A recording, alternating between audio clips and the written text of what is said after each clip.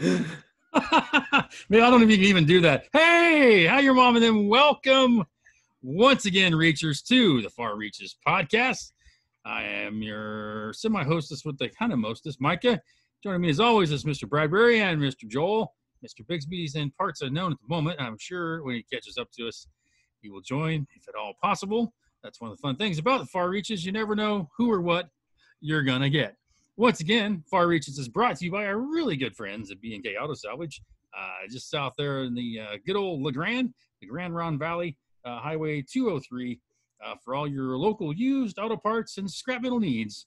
That's B&K Auto Salvage. And who could better be a sponsor of the Far Reaches podcast than a salvage company? You know, that's what we're doing pretty much every week, just salvaging what we got going on. So, guys, we'll kick off with our weekly update. Certainly one of my favorite parts, just to see what everybody's been doing. We sometimes get a chance to talk during the week, but not always. So for a lot of times, this is the first real official update for me and for everybody else. So, Richard, you're looking highly intellectual again. Let's start off with you. How do you like this? It's snazzy. Yeah, it makes me remember on The Simpsons when Homer found Henry Kissinger's glasses in the toilet and he was like super smart. That's what it reminds me of. Yeah. So I will tell you the story behind the glasses. It'd be great. Yes. So everybody can also partake and improve their entire lifestyle. As these are the blue blocking glasses, blue light blocking glasses. And I started. I thought I'd try them. There was on my Amazon one day. Here's a special deal of the day. Try these out. And I work at about every third day. I have to sit in front of the computer for long periods of time, and I used to feel really fatigued at the end of the day. And if I wear these, I don't. So, really, that's a thing, huh? Yeah, I guess it is worth trying. Yeah, because after I had LASIK, I kind of only thing I ever say word again would be sunglasses. But I do spend a lot of time on the computer, and so that might be something to try out.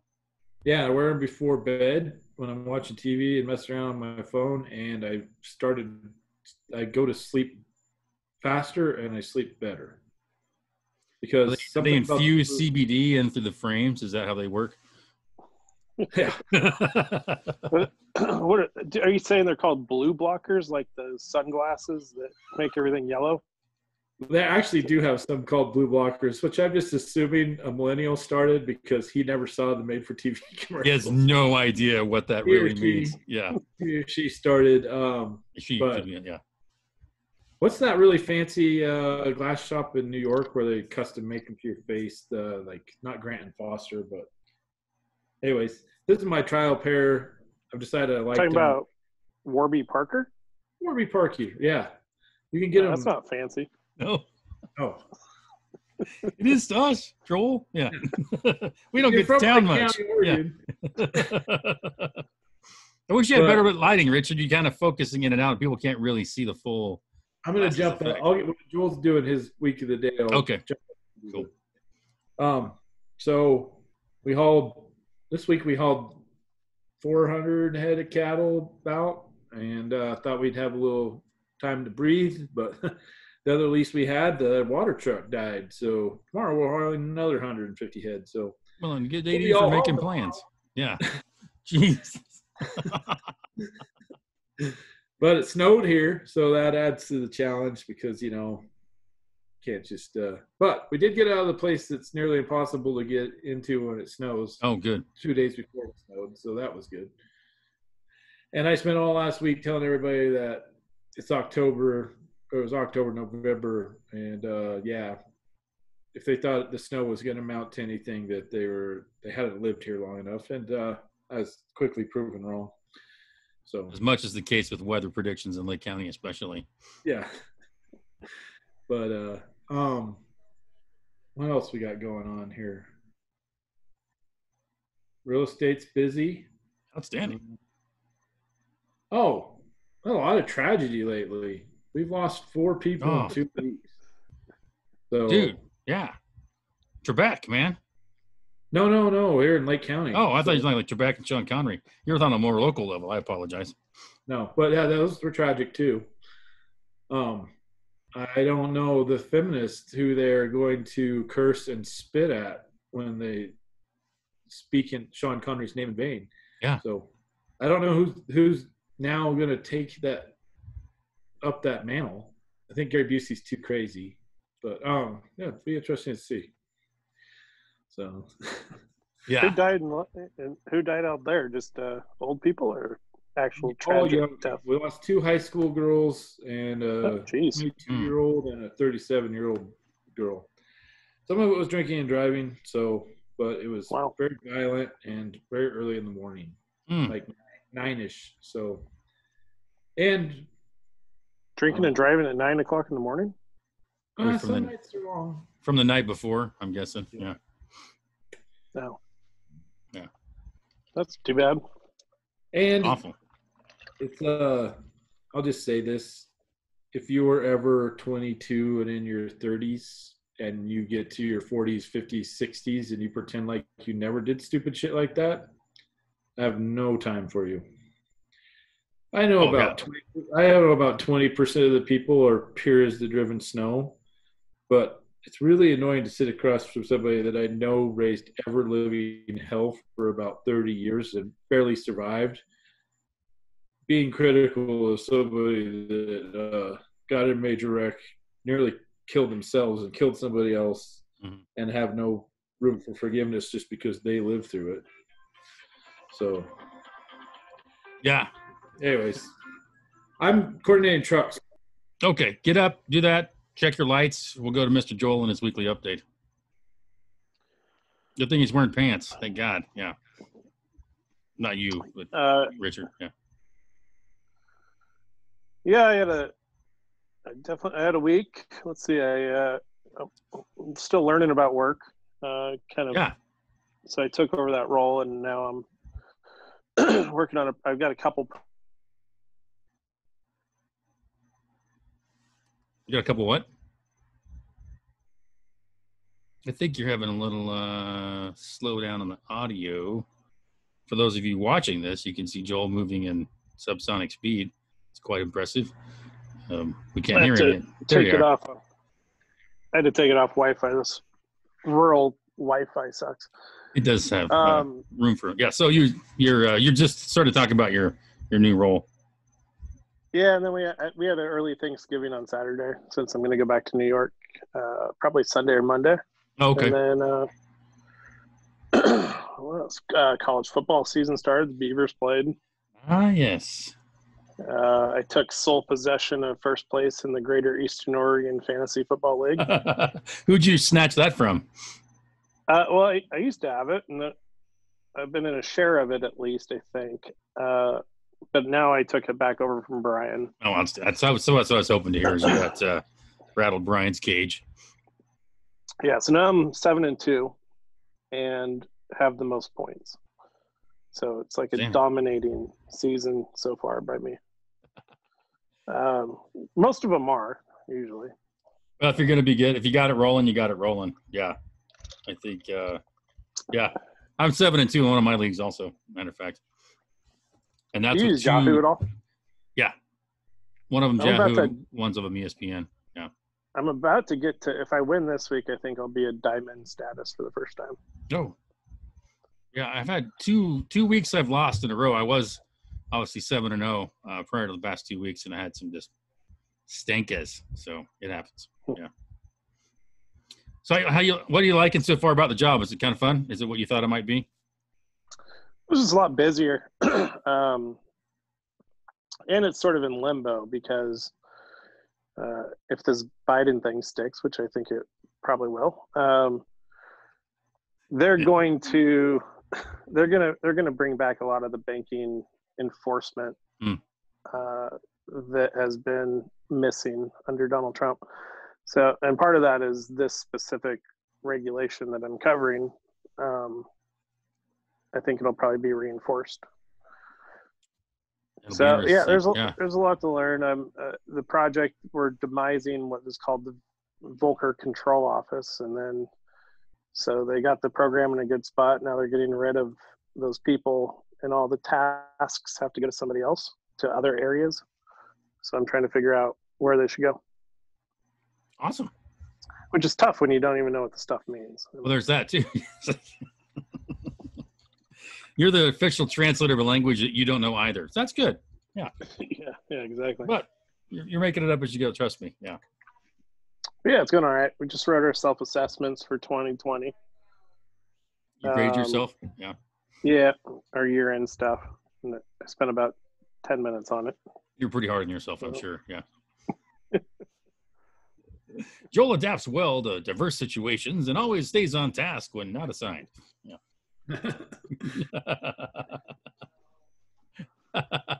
Yeah, just take somebody else's and change the name. Yeah, exactly. Like your boss is like, wait a minute, I got 9 people, and all of it. The only thing different is the name. You haven't put the same date, you yahoos. Yeah. That's funny.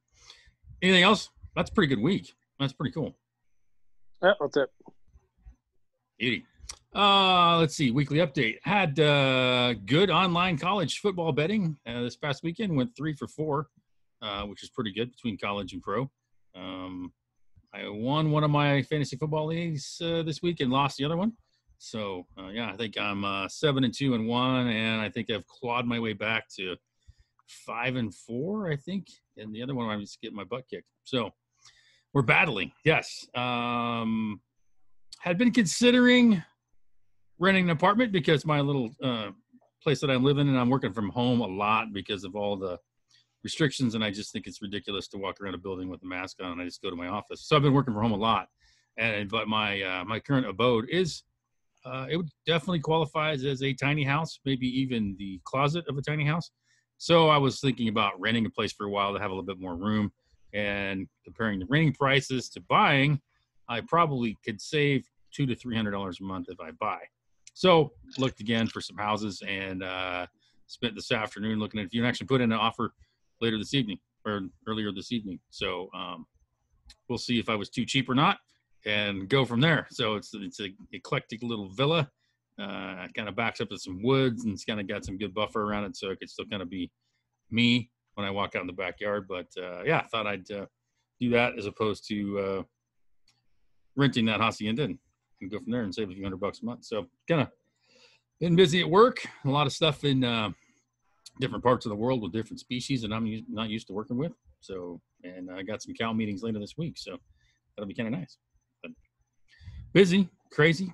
Hurricane kind of blasted through. We got a little end of the rain. It's been like 80 during the day and cool and clear down to right around 75 at night with some rain. So it's when Richard's talking about snow, I'm like, oh man.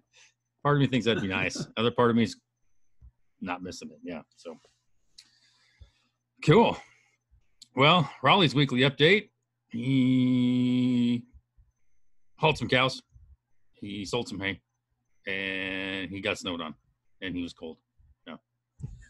Raleigh's wolf thing was front page of Capital Press, not Raleigh individually, but they're I think that he was at the front end of making some headway on some realistic wolf policy. So I certainly hope so. Yeah, definitely what one might deem firsthand experience. Yeah. So yeah. We also did a Far Reaches Extra last week with Mr. Brocker from the Pendleton Roundup. So if you guys had a chance to check that out yet, it was pretty cool. Got some good insight into their decision-making process and some of the other stuff that's going on with those guys. So check it out if you haven't seen it yet. It was really fun to record, and looking forward to we've challenged Joel to have his own Far Reaches Extra, so we'll get curious to who he tracks. I really think he should be Junior, man. I think you got to get Junior. It'd be a great Far Reaches Extra. Oh. Pendleton Liquor Store. Yeah, he's the owner of that. Yeah. Every time I see him, he reminds me. He doesn't. I've never listened to that stupid fucking show. Especially when you guys talk about X. Yeah, I love it, dude. That's so great. Yeah, we got to get him on there. And if you don't want to, I will. But I think you should just roll down to the store and get ready to interview him. So, yeah. But, awesome. Well, now we'll roll into certainly one of the highlights of the week for everybody that listens. They love this portion. This is our movie thoughts or movie review or movie portion of the podcast. It was my turn to pick. We picked one of my all-time favorite movies, and it works out really well that this podcast will probably come out on or around Veterans Day, and the movie was Full Metal Jacket. So it's the first movie. I'm really dating myself and not in a self-pleasure kind of way. First movie I ever bought, and it was on VHS. It was Full Metal Jacket. And then when it came out on DVD, I had to buy that. Of course, now I have the digital version because I don't know where I could find a DVD player that I would trust. So it's just one of my favorites because it's about boot camp, it's about Marines, it's about Vietnam. It's really kind of, I've always looked at it as two movies in one. You've got the front section with boot camp and all the stuff they go through, and then when they get to the Nam, in the second portion, and it really just changes tone. And honestly, a lot of times when I watch it myself, I just watch it till, hey, you got girl from Vietnam, you be so horny, and then I usually watch that part and then I turn it off because I don't get as much enjoyment, I guess, out of the end part about it. But did you guys get a chance to check it out, or you have probably seen it before? But what were your thoughts when I said Full Metal Jacket? I didn't watch it. I still intend to. It's been so long. I probably haven't seen it since I was in college, and oh geez, yeah. And I don't remember it.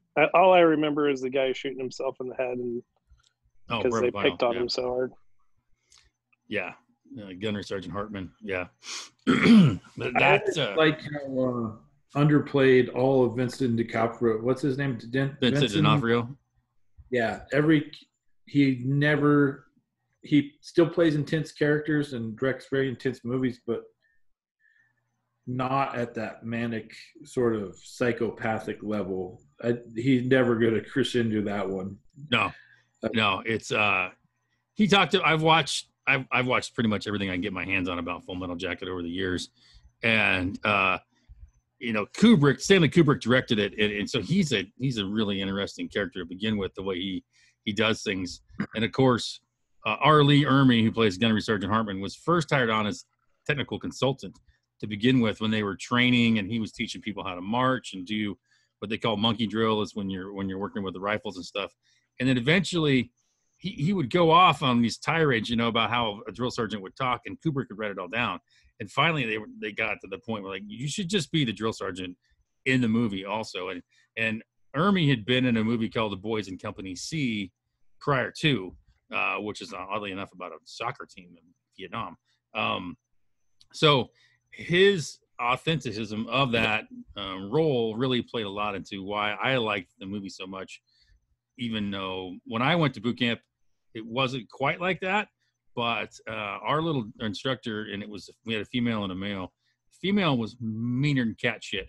And I mean that with all due respect. But within like 3 weeks, the senior commander, he moved out of the barracks. He's like, you guys are on your own, because So anyways, so to see the transformation of Private Pyle, how he kind of shows up at first, that's Vincent D'Onofrio's character.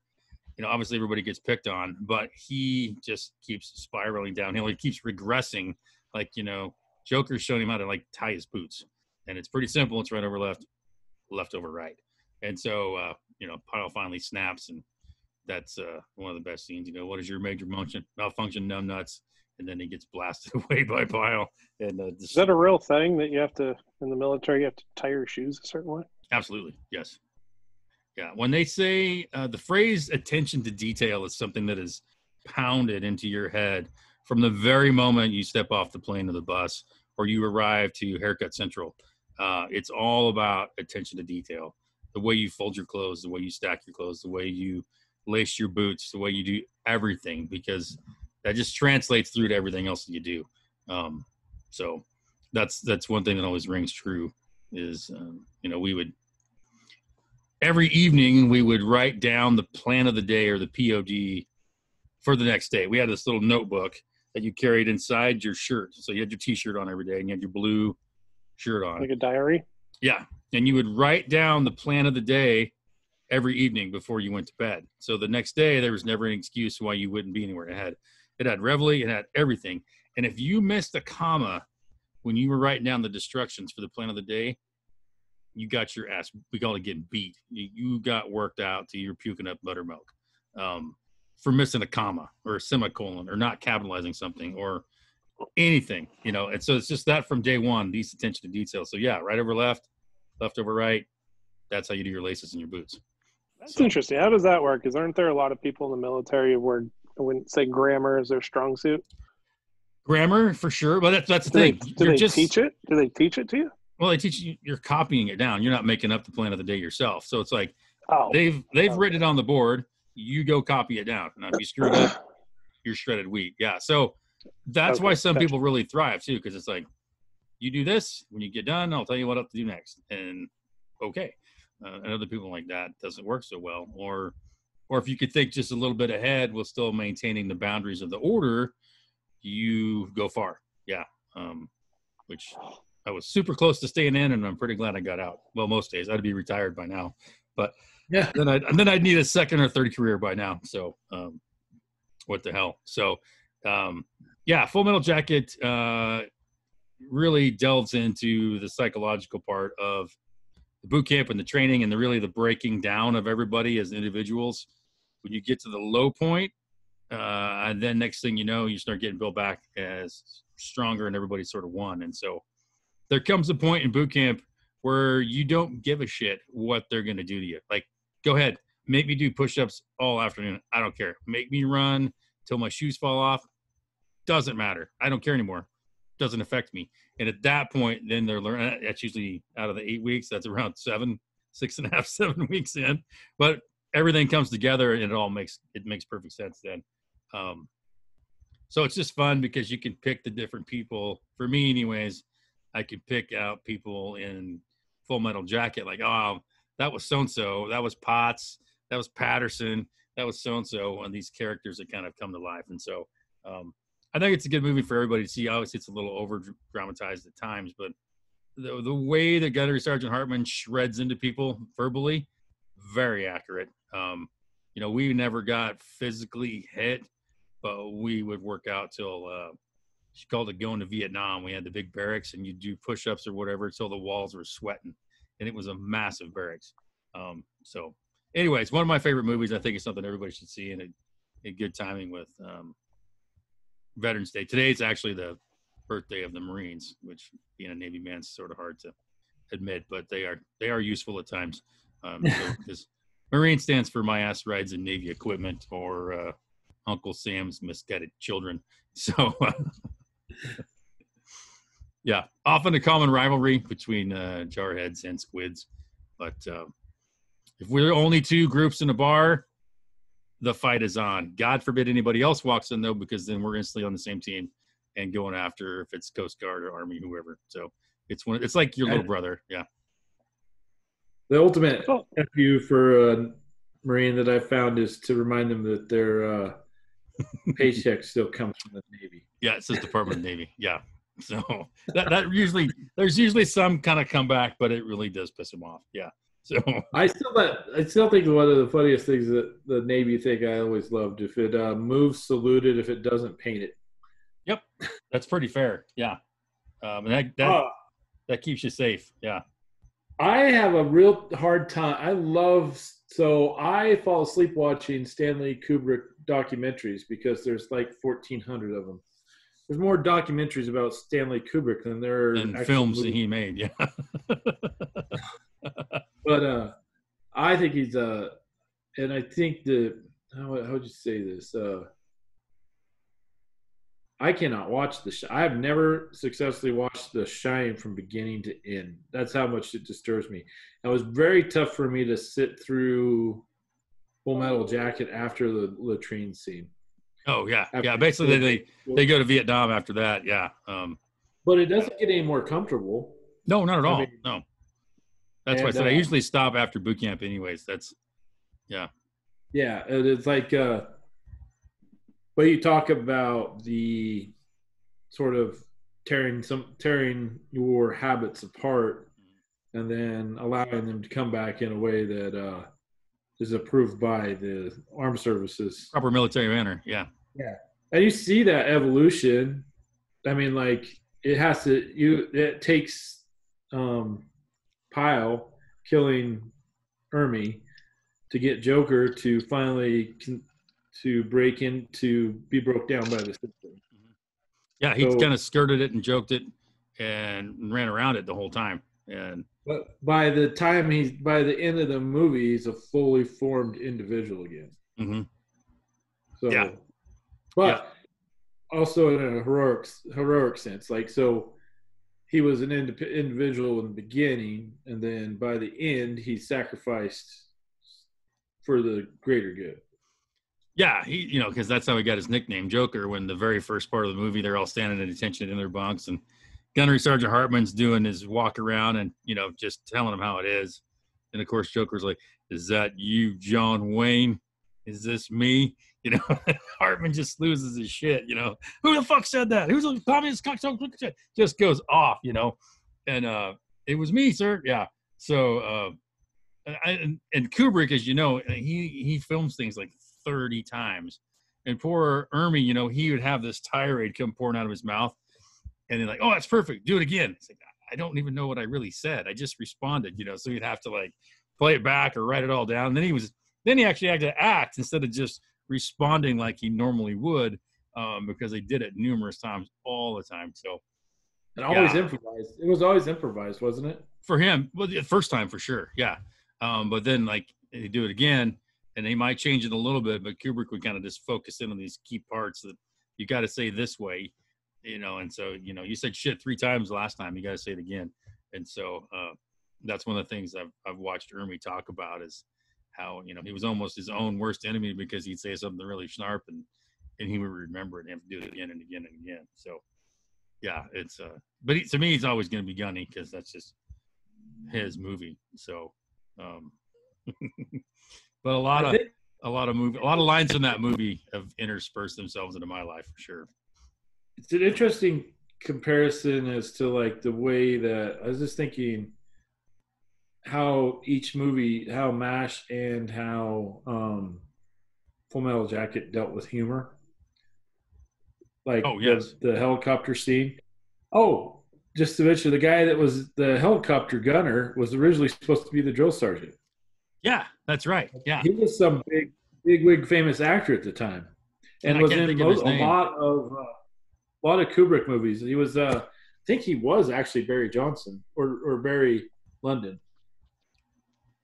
I need to look that up, because they gave him that role because when they met Ermi and he just kind of took over as that role, they put him as a door gunner. About get some, baby, get some. You got to do a story about me. Yeah, such a crazy, and that get some. That's interspersed through our lexicon everywhere for sure. The crazy door gunner guy, but and I can't really watch this movie with anybody else around. 30 minutes in, they're pretty much ready to choke me, because I'm saying every single word from every single line, just because it speaks to me. Obnoxious. Yeah. What's it? Oh yeah, it annoys people, and I'm like, I'm gonna warn you right now. Like, shouldn't watch it. Like, I'd tell people in college, like, no, you don't want to watch it with me. Oh yeah, let's watch it. I'm like, no, I just can't control myself. I just have to say the lines. So I didn't realize that Platoon was first. And so Platoon and Apocalypse Now also. Yeah. There was a and I think Full Metal Jacket actually Officer and a Gentleman was probably before that too. I think I need to look up. I don't remember what year that was. Yeah, that was Cold War, wasn't it? It's a different type of movie. I got nowhere else to go. Yeah. All right, mayonnaise. Yeah. Iron Eagle too was probably before that. God. Just because Lou Gossett Jr.'s in both of those don't mean you can say those 2 movies in the same sentence. Freaking Iron Eagle and Officer and Gentleman. Yeah, I'm going to strap my Walkman onto my leg and drive my Cessna through the canyon. Yeah, I think not. Speaking of 80s era movies that are going to get a sequel, be on the lookout for Last Starfighter. Get out of Dodge. Really? Not a reboot. It's going to be a full-fledged sequel by the original writer. Really? Yep. That was a great movie, man. Yeah. Wasn't it Alex? That's the guy's name? Yeah. So, and then Same with Top Gun, right? Yeah. With Miles Teller, who's probably the most underrated actor out there. That guy's awesome. Bold statement, but he's up there for sure. Yeah. Yeah. Because Top Gun, is that coming out next summer, right? Yeah. It's supposed to be out like a year ago. Yeah, what's this summer, wasn't it? Yeah. Oh, that's awesome. Yeah. That's quality.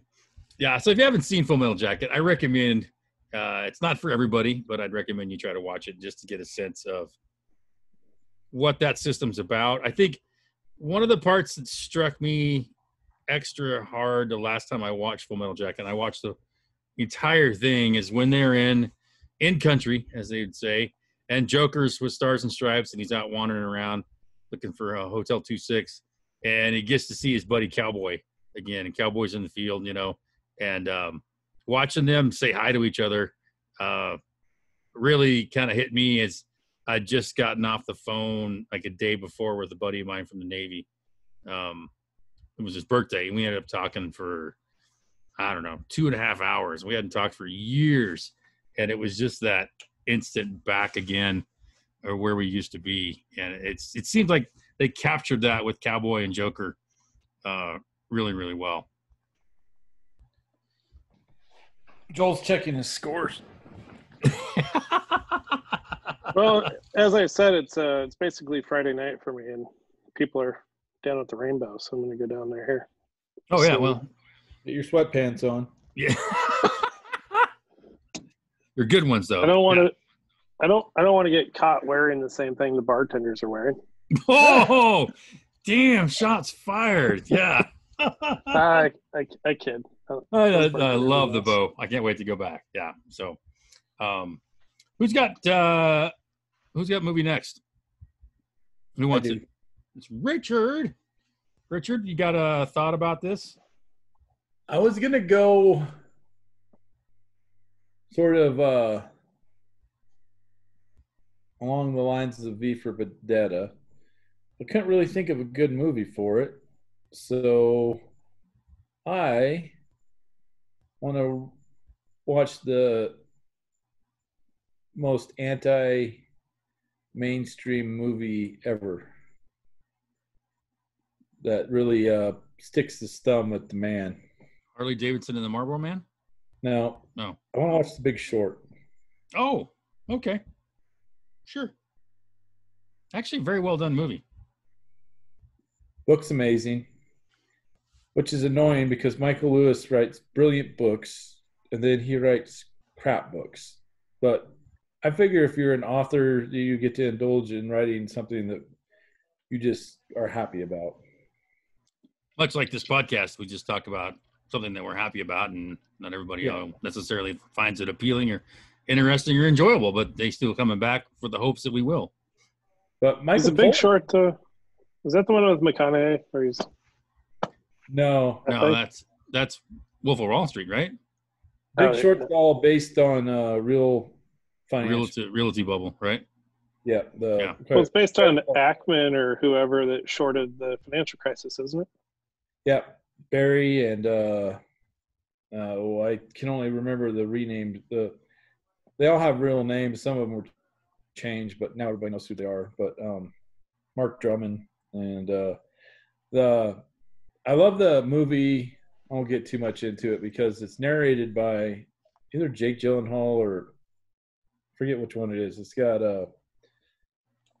anyways, he's the frat bro financial guy that actually somehow just stumbles into this. Yeah. He picks up one of the performers from Dr. Barry's prospectuses or something and a thing and figures it out. And then he sort of narrates the whole thing, but he makes a gob of money off of it. And he doesn't. He's sort of like the ultimate salesman. He's all a relationship person. He doesn't understand any of it. The hell of a deal. It's just a widget to him. Yeah. Yeah.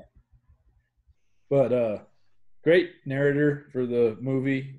It's not the book. Michael Lewis narrates the book. Oh, okay. Speaking of autism, Dr. Barry's on the spectrum. We We haven't talked about autism at least for an hour, and that wasn't even online. But that's hilarious because you just like. Yeah. Speaking of autism, like that's a great segue. You can just make shit up as you move along. Anyways, I had to point that out because some people are driving down the road scratching their head like, when did we talk about autism? But the stuff that Mark Bram does in the movies, they in the movie, they literally stop and they say, yeah, he really did this. So, yeah. I want to see this guy. I'd love to just go to a conference where this guy's just pissed off just to see. He probably stays home and retired now, but when they say, yeah, he really did this, and I read the book, but I didn't really realize it. There's like how many people were around. And what a jackass he was. But, So, anyways, Big Short. Big Short. Got it. That'll be awesome. That means you have Word of the Week, too, so don't forget that. Yeah. Tuck that away. Check that away. So, well, we're on movies and TV real quick. I just watched the entire series of The Queen's Gambit. You seen this? Oh, Negative. Wow, yeah. No. I've watched it. It's so good. I highly recommend it. What's it about and where's it at? It's about this orphan girl and her life story. It follows her from the time she's orphaned at about 9 years old till she's an adult. And she's a chess prodigy. Cool. So it follows her life in that world. Oh, I heard about that. I don't know anything about chess, but it's like you don't have to like movie. chess to watch Searching for Bobby Fischer. Yeah, it's just a cool thing. Yeah. Queen, is that on Netflix or is it hiding it? Yeah, it is. But I'm watching it. I'm like, God, I wish I knew how to play chess. Where is she adopted from? Where's she what? Where was she adopted from? Some like Christian orphanage. You can start playing chess in tonight. In Kentucky. They're based in Kentucky. I tried to learn how to play chess one time. I was like, it's too confusing. No, that's the whole thing about chess is it's like so simple. That's what makes it hard. Do you ever see AlphaGo? No. Negative. Artificial intelligence, like chess was easy. So the Chinese game Go has millions and millions of different combinations. So like for learning, machine learning on a computer to learn how to play Go and beat a human at Go, they thought it was years off. And these guys that work at a company called AlphaGo actually programmed a machine learning computer that could beat the best Go player in the world. There's a documentary about it called AlphaGo. And I didn't know anything about Go, but it was a fascinating documentary. And then on documentaries, let me write down AlphaGo first. Hold on, I got to keep up. So I got shit to do all week. Not Aloha. Okay, go ahead. Social Dilemma last month had 50 million people watch it. It was the second most watched piece of television production in the world last month. Right behind Tiger King? I have no idea. Yeah. I haven't watched that yet. I need to, just because of how much influence that has on everything that we do. I'm just saying. Yeah. Cool. So I'll check those out. I recommend everybody else does too. We'll look for your comments and feedback from those movies and the intermittent television shows and such. And maybe we could teach Joel how to play chess. Yeah, get it. It's on your iPhone. It's on your iPad. You can play it online. Richard and I used to play and drink Powers whiskey and play chess in college. Yeah. Never finished the game. Nope. Finished a couple bottles. Never finished the game. Yeah. I could probably beat me several times, but I won't admit to it. I don't remember. So yeah, it was. Dr. Took was a great chess player too. Dr. Jim Took, yeah, phenomenal chess player. I used to really make him scratch his head because I just knew enough to be dangerous. Yeah. So yeah. With that, we will have a quick word from our good friends at B&K. You know, kids, with social distance rules in effect, it's easy now to get your parts at B&K. You can just call and order your part and pay over the phone. they'll have it pulled and available for pickup when you get there. Or there's some of you prefer to pull your own parts, that is, and you can just come out and enjoy and do some good old-fashioned yard fun and junking. So either way, if you want to pull your own or have them do it for you, call your friends at B&K Auto Salvage. I'm trying not to laugh too much when I say that line because I don't know if they meant it that way or not, but it's still making me giggle. So thank you, everybody at B&K. Yeah, so our next segment is the Far Reaches Word of the Week, which, as tradition holds, I had the movie, so I have the Word of the Week. And my word this week, it just sort of popped in my head when I was walking down the driveway the other morning. Bailiwick. Does anybody know what bailiwick is? Spell it. Bailiwick. It's a tight spot. Tight spot. We have one. Is that a guess, or do you know that? I would say you could refine it. I'd refine it. It's a very chaotic type spot. No. I would have Donnybrooks, which are almost like a bailiwick. But not the same thing. I've never heard of it, but I would probably pronounce it Bailiwick. Also another approved, ISL is a bailiwick, but Bailiwick is also, I think, acceptable. Yeah. Is it? I mean, maybe I have heard it. Bailiwick. Fuck. I don't know. I can't even come up with a guess. I think large parts of my life have been a bailiwick. Bailiwick. Sometimes it gets sloughed off into that definition. The traditional one is really sort of like your area of expertise, your sphere of knowledge is your bailiwick, your bailiwick. So that's how I've most often used it, but I have heard it used also like total chaos and really a good old-fashioned battle too. Yeah, but probably because I've been interpreting it incorrectly all my life. You might have started a bailiwick or two just because of that. Yeah. So. Have you ever been in like an interview before, or just even in like a conversation with somebody, and they just drop a word that you don't know what it means, but you need to know what that word means in order to answer this question properly? Kind of a linchpin of the whole conversation. Yeah. Yeah, you can't be like a dumbass and be like, what does that word mean? Well, there's always that, like, I've always heard it pronounced omnipotent, not omnipotent. Sorry, yeah. Or, it happened to me recently. Tinnitus, not tinnitus. Yeah.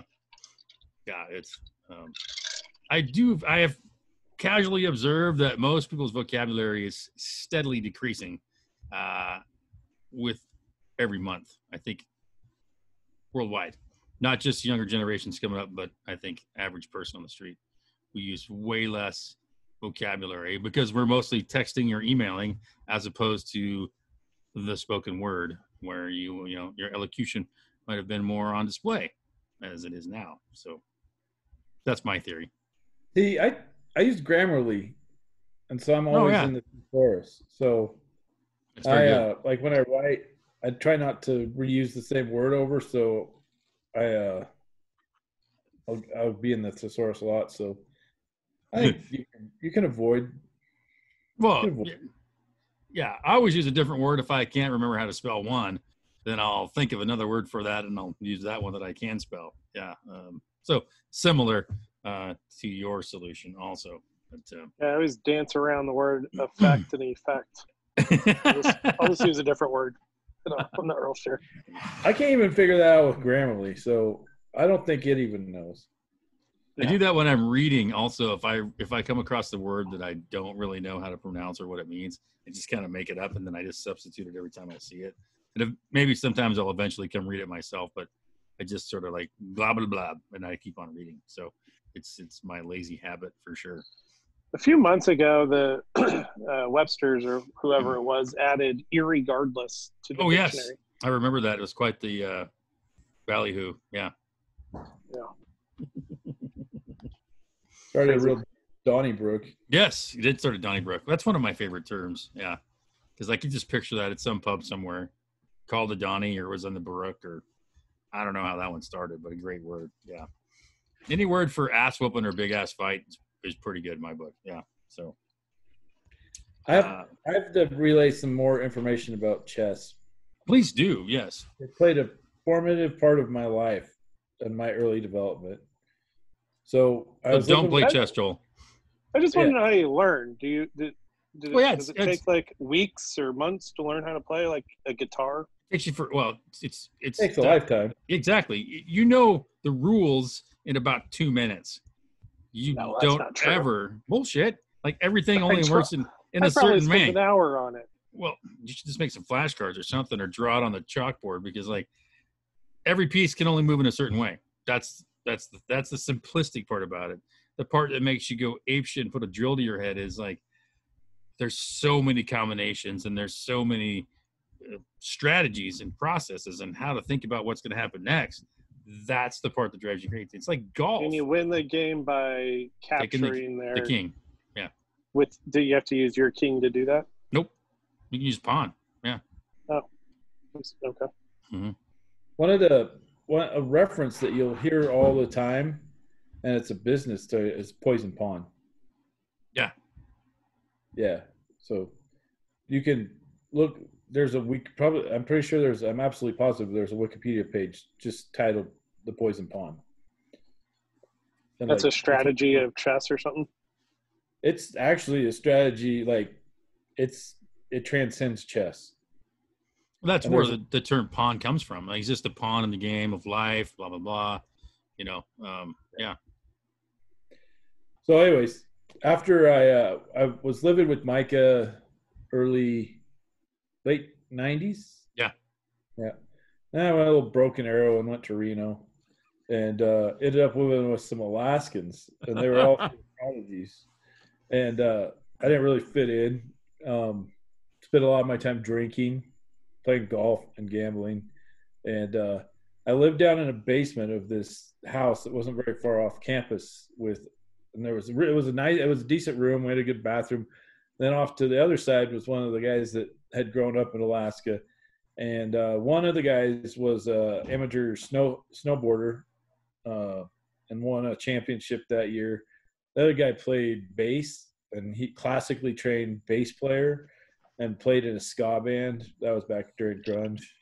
It was wonderful. It was cool to hang out with them because we'd go to these random bars in Reno, and whenever these guys played, they're called the Atomics. Women would just take their clothes off. Oh, outstanding. Crazy. Anyway, so but the guy that lived directly across from me was a chess master. Oh, wow. The bathroom had stacks of chess books in it, and I played chess with him one time, and it was like it's never been playing chess the same. I think he beat me in 5 moves, and one time I made it up to like 7, and it was just insane.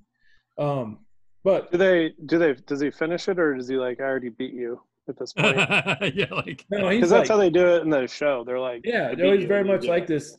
He's like, because like stacks of books that you could look through them and see all these games that they'd play out one after the other, and he could remember all the things on the board. But he was the interest guy. His name was Tom, and his side job was selling cocaine to strippers out of our basement. Busy man. Yeah. Rave music all day. So, yeah, you just never know who's going to be a chess master, but he was. So, very entertaining hanging out with Tom, and was probably just the right guy for me to be across the room basement dwelling with in that part of my life. Very formative. Yeah. Yeah, that's the only time I've ever been shut down by a gang. They came in to get money from Tom because he had paid them for the cocaine he'd been selling to the strippers because he had got around to it. So yeah, lots of entertainment with Tom. So that's probably my fondest memory of chess. Yes, coke dealer. That's awesome. Yeah, that's the simplicity of chess, Joel. Is anybody can learn it and master it, and it'll drive you crazy the rest of your life. It's just like golf, really. One day you're playing chess and selling cocaine to strippers, the next day you're running for your life. Sometimes the next minute. Absolutely, yeah. It's a crazy game. It'll take you down many dark paths.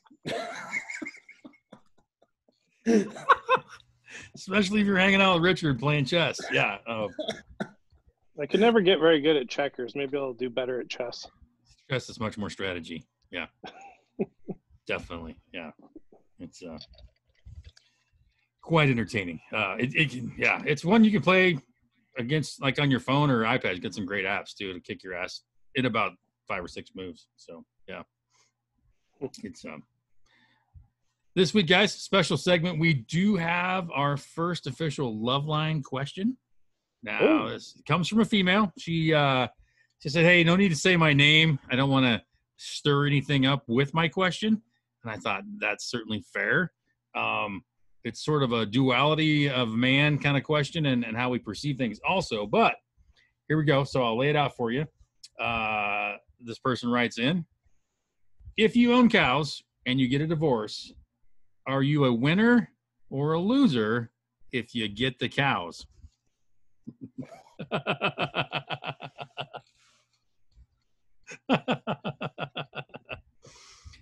As you can understand why they might want to maintain silence. They don't want to cause any stirrings or have anybody thinking like, what's this about?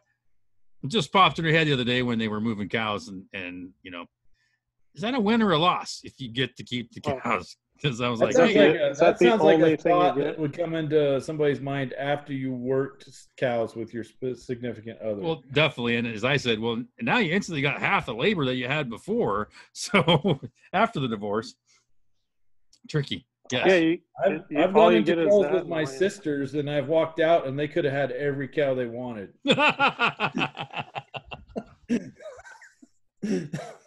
Definitely, yeah. Joel, what'd you say? Well, I'm wondering, is that all you get, are the cows?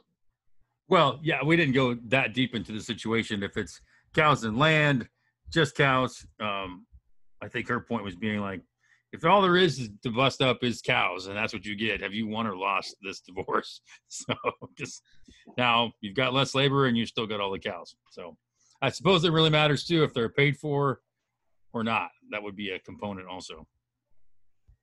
I think either sex, if you have the cows, you have a certain that like if you're at 7 and you own cows, you're automatically a 9. Oh yeah, this hotness, is that what you're talking about? Like a feel? Yeah. Yeah. So you're saying owning cows is a 2-point hotness bump. Is that what you're saying? Oh yeah, look at me. Yeah, I can't take my eyes off you. Yeah, I mean, I'm at least a 3 now. Yeah, I was gonna say. I was gonna be more mean. Like, I think you're even on the positive side of the scale now, Richard. So you got that going for you. So. I mean, really, if you go to the Pendleton Ranchers Ball, a lot of those women should be anywhere else but there. Yeah, that's true. Yeah. God bless them, too. God bless them. Yeah. Did you say the Pendleton Ranchers Ball? He meant... What is that? Cattle Barons Ball. He meant Cattle Barons. Yeah. So. I don't even know what that is, really. Oh. Well, as the previous president of Cattle Barons, I can tell you, it's usually Mother's Day weekend, and we have like ranch settle or like a ranch rodeo auction. We do horse sale, dog sale. Usually have some stockmanship and things like that, and we raise money for ag scholarships. So, and then you have like a nighttime dance or something. There usually is a shindig, also. But the rodeo, the ranch rodeo is pretty cool. That's one of the fun parts. Yeah. I love formal events where cowboys go to. Everyone has like creases in their Wranglers. You got to wear your starch jeans. Yeah. Yeah. That's when you know it's a really, really official program. Starch jeans and heavily starched. Like you can hardly get your arm through them when you're putting them on. That's the kind of starch. I bet a lot of the people who listen to this are actually participate in that style, and I would suggest you stop that immediately. You can kiss my ass. It looks absurd. It's comfortable. They don't get near as dirty. It's just what you do, man. So have you tried it? Have you experienced the super well starched jeans? I think you're missing out. Yeah. I mean, my mom has done that before without me asking, and I had to wash them before I could wear them. That's awful. I like they get kind of shiny. I love it. I love good starched jeans. Gosh, no, man. That's the definition of business casual in Eastern Oregon and many other parts of the world also, but yeah. And then like a ill-fitting jacket to go with it with like elbow patches. Well, I don't like the patches, but not to mention their jeans. I see some of these pictures of the Pendleton Roundup directors at events, and none of their jeans fit. They got like, it's all bunched up, you know. Oh, you get a little cuff. I like a little bit of cuff, but not too much. Yeah, balance. You can't get 40 anymore. Yeah. What? Really? No. You're shitting me. No. 38's as much as you can get? Yep. Jesus, I guess I haven't bought Wranglers in a long time. 38 length? Yeah. If you really want a good stack, you got to get 40s. Mm-hmm. Well, I wear a 38 length, but I'm 6'5". You guys are, how tall are you, Richard? 6'4". Yeah. Oh, okay. Yeah. He looks shorter sitting down. Back to the cow question though. Have you ever seen a single woman that owns cows that lacks for companionship? How do I answer this politely? I'll put it this way. If they are lacking companionship, it's of their own choice. Yes. Yeah. Otherwise, quite popular. I think maybe that's belle of the ball would be one term. Yeah. So hang on to the cows. Good point. Yeah. The grandma in the movie Twister, she had cows and she was single. The grandma in the movie Twister. Yeah, Helen Hunt's grandma. Rules don't help. These rules just beef cattle. Don't hold for dairy cattle. Oh, there you go. Yeah, that's true. That's true. No, they were beef. If you had 2,000 head of dairy cattle and you were a single woman, I would not move on to your dairy. Because that's an everyday thing, damn it. Yes. Every single day. Yeah. It's a different world. So, yeah. I actually dated a girl named Gretchen in South Dakota that had a big dairy in Iowa. And she took me on a tour of the dairy barn, and she knew every piece of technology in that. And she was telling me about her life on the barn, in the farm. And like, they plan one big trip a year. Probably to a dairy convention. They go to World Ag or World Dairy. Packers game. They went to some island somewhere. Oh, okay, so they actually went somewhere else. A lot of times the big trip is to go to World Dairy in Madison or something. I was like, this is back when I was 19, 20. Thinking, you gotta get up at 4:30 every morning, and you gotta be there every afternoon. Mm-hmm. And dairy people don't rope anything. And I was like, they don't. We just sort of drifted apart. You said bye-bye. Yeah. Outstanding. Well, so that was our Loveline question. I think you answered it quite well, Richard, and we even had some good discussion on the sides. Yeah. So we're going to finish up with our best thing of the week. What say you, good sir? That'd be you, Richard. Sorry. Yeah. What? We're not doing an intellectual moment this week? No, we're not. We're going to skip it. Yeah. Oh. Yeah. All right. Unless if you have something off the top of your head, but I did not open my Wall Street Journal and I did not get an intellectual moment. Actually, I'm so honored and proud that you remembered that part, actually. Yeah.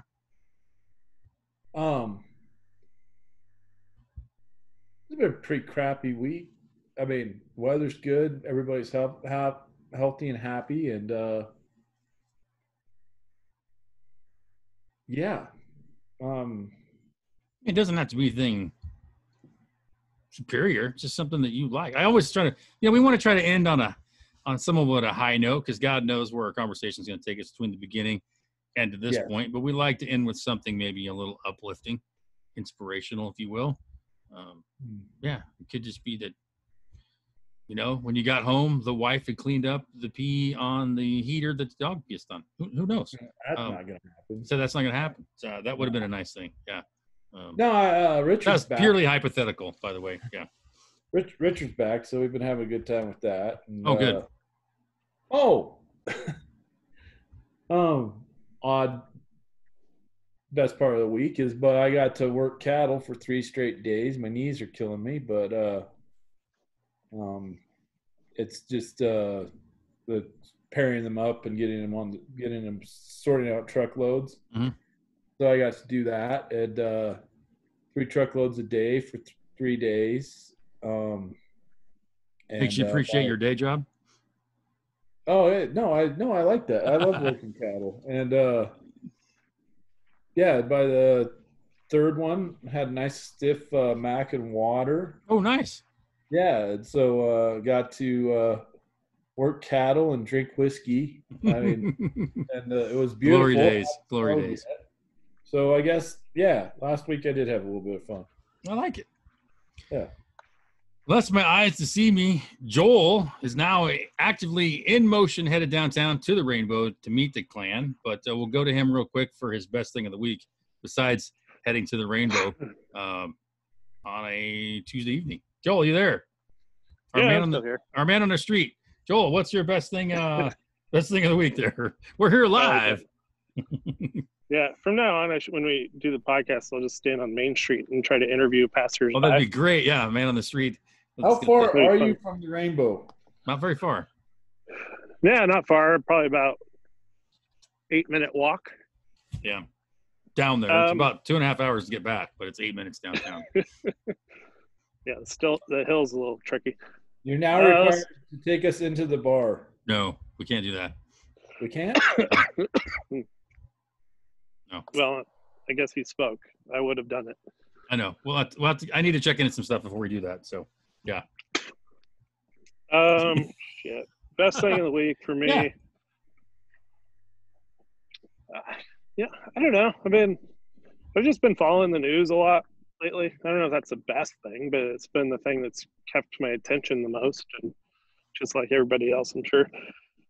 I don't really know how I feel about it. I think some shenanigans took place. I think that some voting irregularities. I'm curious how it's going to play out. I don't think it's a big enough deal to flip it back. I think the bigger issue, which and Tucker Carlson talked about it last night on the news, and I never thought of it this way, but if all the polls are showing that, Trump's going to lose Wisconsin by 17 points, mm-hmm. Are you even going to bother to show up and vote if you're voting for Trump? Or are you going to donate $20 to his campaign? That's throwing away money. Yeah, that's the whole point of the polls is to shape the narrative, not report it. Yeah. Yeah, there ought to be some regulations against that stuff if that's the case. And I just learned a lot just by thinking that. I don't have a strong opinion one way or the other. I'm okay with Joe Biden being president, and I'll preface that by saying as long as Republicans can keep control of the Senate so that they can't do a whole lot. Yeah. Whatever. I don't care. That's fine. Might be good to get rid of Trump. He's kind of a buffoon, but yeah, that, and I guess Thanksgiving dinner. Oh yeah, for sure. Yeah. So I just wanted to say something about what was happening with the election before I hang up. I don't blame you. Yeah, it's going to be interesting to watch it unfold, see what can be proven versus what's speculated as far as irregularities and that. I think it really just points to the weakness of our system overall, that it's not much tighter, instantaneous, accountable. I think there should be ID to vote, should be in person, or some with a picture to tie everything together. It should be, I think we need to take advantage of some of our technology and just so it's much more transparent and basically up to the second. There should be no questions about how many ballots are out, how many are back, how many people are registered, et cetera. So I think there's a long ways to go strengthening that whole system. Yeah, for sure. I mean, they've lost integrity with it. I don't know if it's yes. If you'll ever be able to get any of that back. I'm never going to believe it again. It's going to have to go through some reforms for sure, I think, and it should.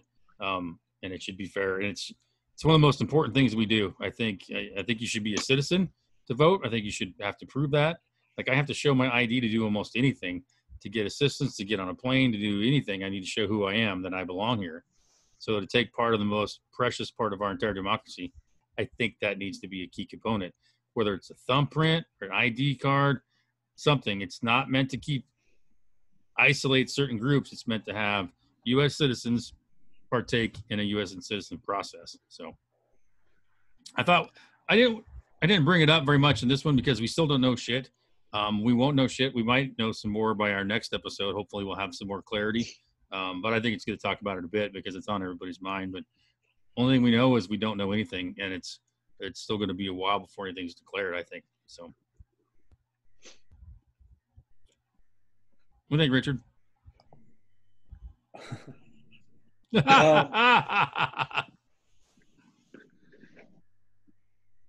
If you could just remove the personality of Trump out of it, mm-hmm. and if you just kept it to the duality of the two parties, I think there is an interesting contrast between rioting and mm-hmm. the whole process that is happening now. Yeah. So I got to thinking, like, oh man, the Republicans are really leaning into the rules. Like, I've learned every time mm-hmm. some crisis happens with the Republican Party, you learn more about the democracy and the Constitution. When a crisis happens with the Democrats, you learn a lot about the ridiculous things that people will do that don't get their way. Yes. And the latest tantrum or short-sightedness. I know. I would say the pure amount of billions of dollars that have been saved in the last week compared to had it gone the other way. So financially speaking, probably saved over. Have it gone the other way, we'd probably be there. We'd probably have FEMA out. We'd probably be worried about how we're going to rebuild some stuff. But yeah, did it go the way? So we're really leaning into the ones, those of us that have a little more of a conservative bent. We're seem to be handling the situation in a mature and logical, rational way. Despite should get the best results in the end because that's the most transparent way. And I can tell by the look on Joel's face that he's close to our good epicenter of Dubbo. Yeah, I'll catch you guys later. Joel, thanks much. Talk to you guys soon. Tell everybody howdy. We'll go live next time. My other thought is I don't think there's any mending the sheets. I think that the Republicans should take the cows. Yes. They should definitely be proud to take the cows. I think they're following the legal process. I think that's good. But I think when they went ahead and voted on Amy Barrett for Supreme Court, I think they first step in taking the cows. But they all need to balls up and they can go pound sand. You have to stand up for what you're there for, I think, and they forget why they got elected. And again, this goes back. I've had these conversations with some people over the past few weeks, and I think we've talked about it too, is I was always against term limits because I thought you vote. That's how you impose term limits. And the more I think about it, and especially with the presidency, I think it should be one single term of, say, 6 or 7 or 8 years, because I really don't like the fact that the incumbent president really gets paid to go campaign for the next term. And you're not really doing your freaking job as much as you should be. You're flying around on Air Force One. Everything you're doing is really grandstanding to some degree for the next election. I think it should maybe just be one fixed term of 6 or 8 years, whatever. Also the same with, 4 years as a rep, 6 years as a senator, and then you can run for the next one and be elected to one of those terms if you want. But after that, you got to take your shit and go home and get a real job again, I think. Which was always the original intention. It most certainly was. That's why they're called public servants. And I made this comparison today to somebody like, man, there's not a whole lot of people that really get excited about signing up for another term in the military, for one, and they sure as shit don't come out worth millions of dollars from when they went in broke as shit. So it's very similar in nature. They're both servicing your country, doing your public duty. And so, it should not be, especially in politics, a career. I think that if you come out of the military after 25 years, you're damn sure in line to make some money, though. You should. Yeah, absolutely. Yeah. No doubt, you've earned that. Yeah. But I thought it was interesting if you watched the debate within the Libertarian Party. This election probably did more to stir that party up than anything. Mm-hmm. And what it comes back reincarnated in, and when we're going to do this fiasco again next? 2024? Well, it's which fiasco? You talking about just any kind of election or presidential? Presidential. 2024, I believe. Yeah. Yeah. Yeah. So Candace Owens. Oh, sorry. Yeah. No, I would like a dual ticket of Christine Nome and Nikki yes. Haley.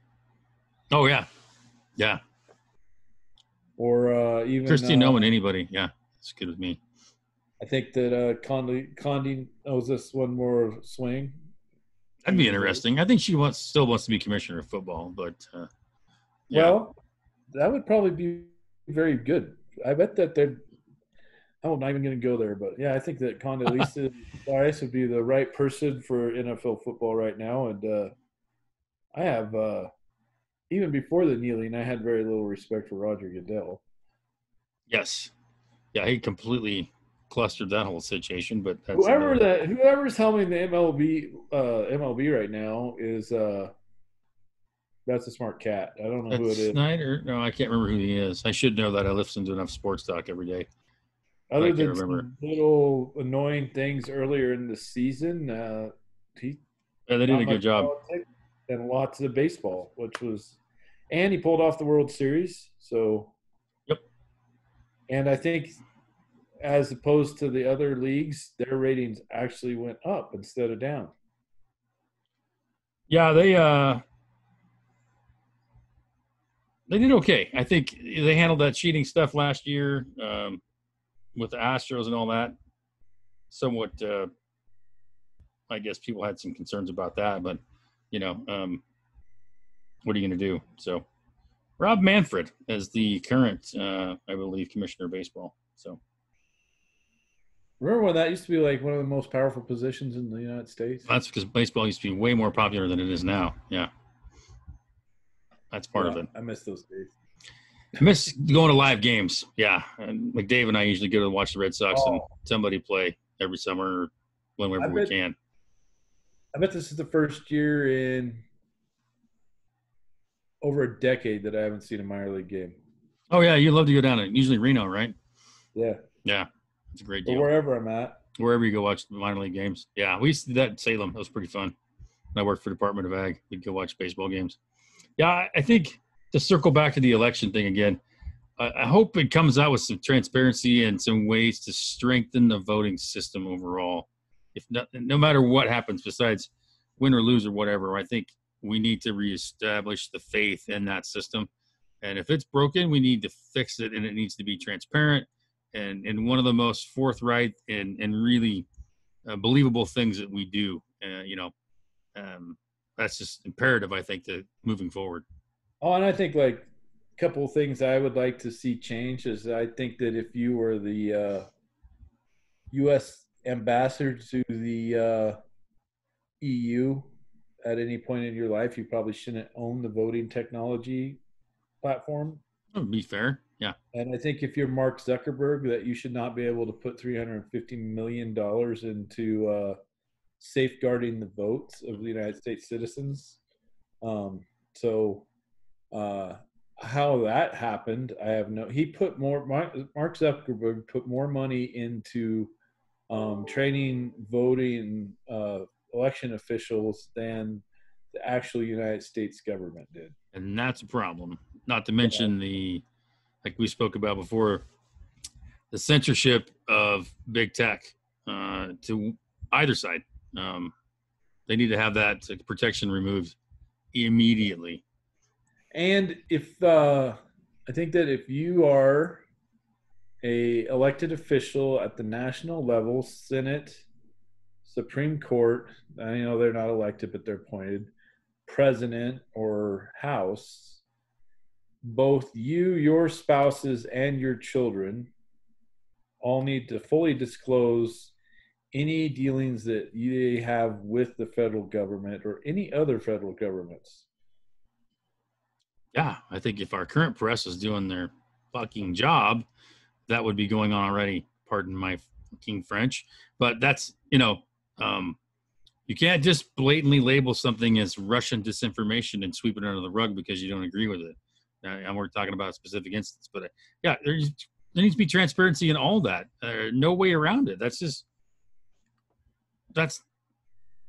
what this thing was founded on. That's how it needs to be now. We need to have faith in who we are representing and what they are doing for us. But one of the most interesting things that I heard, and I hope that this is the path that we go down, is the votes all get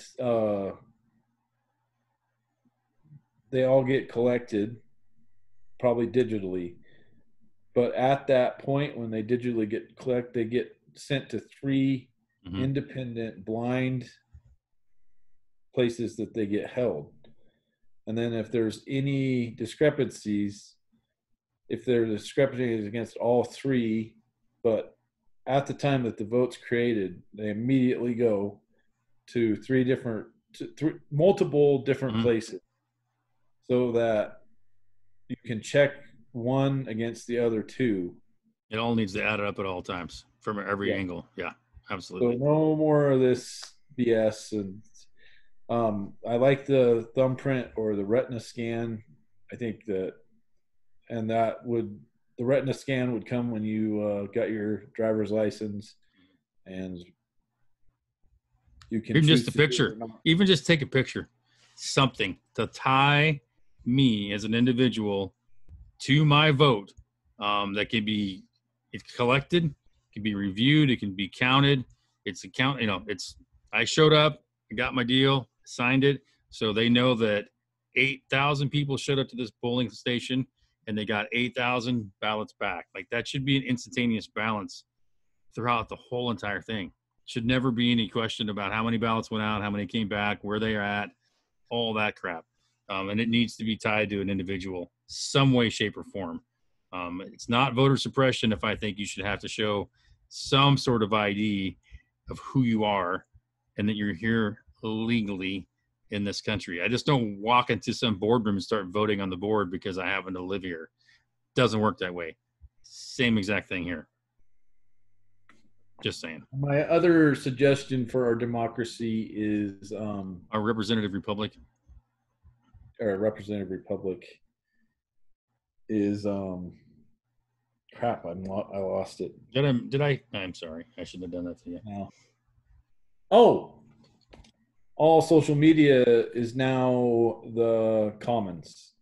So all speech is, therefore, if you have to register to have so many, there's going to be a limit. If you want to have 36 billion, or if you want 1 billion people on your platform, then you subscribe to the fact that you're a digital commons and that you do not censor anything. Yes, there's no protections. If you want to have a censored platform, it has to be paid for, and it can only be up to like 1,000 people. Something like that. Once you cross it, you're considered a digital commons or a public square, and as a public square in the United States, people's freedom of speech is protected under that. I don't care what legal things. If you want to have slander and liability and that kind of stuff, then that's fine. Yep, have at it. Yeah. But that's on the guy that feels slandered or liable, and he needs to find representative to do it. It's not on the host. Yep. Or the platform. Yeah, their host. But once that's their status they have now. They are a host, therefore they're not responsible for the content. However, when they start censoring and shadowing and doing that, then they should lose that protection of that just being a host, because they've gotten actively involved in the content. And that's where they become a publisher. Absolutely. And they need to be spanked when they don't make that an open forum. They have that protection right now. I think it's Section 230 or Article 230 or some weird shit that they have because of we're just a host. And no, you're not. You're not at all. And the interesting thing is that it only take a couple states to do it. So like we could go around here in Oregon and say, all right, if you're being a social media person, you're a social media company, and you're operating the state lines of Oregon, then here are the rules. Yeah, but how do you confine social media to a state? That's the thing. If they'll have to figure it out or pay a fine. Yeah, I think it just needs to be. You can't censor it. I think if enough states say, "Hey, this is the new rules," Eventually, yeah. Then somebody's going to be hunkered down in Thailand, and it's going to be black marketed. And maybe who'll use it? Who knows? But yeah, and I think it just needs to be free speech. Is free speech, Yep. And that's the most concerning thing. The fact that we have to have this conversation in 2020, that people are being censored and can't. The fact that supposedly, dictator or Nazi-like Republicans are saying, "Look, it's about free speech, man. You should be able to say what you want." That's the whole point of the Constitution. There's reasons why we got here, and you're shutting that down because you don't agree with the content or you don't like the source or et cetera. Too bad, man. It's up to the people to figure out if they're going to believe it or not, and not some algorithm somewhere by somebody with an agenda. Yep. I think that it's an interesting thing. Somebody I was talking to there, she's like, "Well, screw it. I'm going back to Facebook." But what she's really saying is, I'm going back to the late 90s, early 2000s when, like, it was the wild, wild west. Yeah. There's no control. There's no suppression. Not Facebook. I'm going back to MySpace. Yeah, that's what I figured you meant, yeah. But I think that our lives are all more enriched. Because I see, like, if you watch the social media, there's a lot of stuff being suppressed. A lot of voices not that are out. Doesn't take somebody that's super observant to see, hey, my buddy that usually posts this stuff is no longer, he's gone. So I think it's time to go all TR on him, like on Standard Oil, and they did on Packers, and bust that shit up. Break these companies into fracture them so much that the guys that started them, they'll be dead before they can put something back together. I mean, that's just that's one solution. Yeah, I think they are clearly shaping the content for their point of view. No matter who, they can deny it all they want. It's clear as day, and that's not right. And so, and something needs to be done. But anyways, we're now like two old guys about get off my yard. So. I think a lot of people share. I really do too. Yeah. Not that you see it on social media though, by God. Not that you'll know. And here we are. We use social media to put this piece of shit out every week. So yeah. I signed up on Rumble. I'm going to stick this on Rumble this week. Oh, good. So and then, what about? That's the one thing. Too bad the other two aren't here to weigh in. I think we should have a Far Reaches Ladies Night. I agree. I think you brought that up a while ago. I thought that was a great idea. We need to. I guess we could partially put that out there so they'd like to be part of the Far Reaches Ladies. That's certainly open, or we could definitely recruit. I think we should. That's a good. Yeah, I think that's a good point. And what we're saying, folks, is a cast of 3 to 4 similar females, I suppose, in nature, not necessarily the same demographic, if you will, but to kind of come together on the female side of the Reachers and put their spin on it every once in a while. I think that would be interesting. So.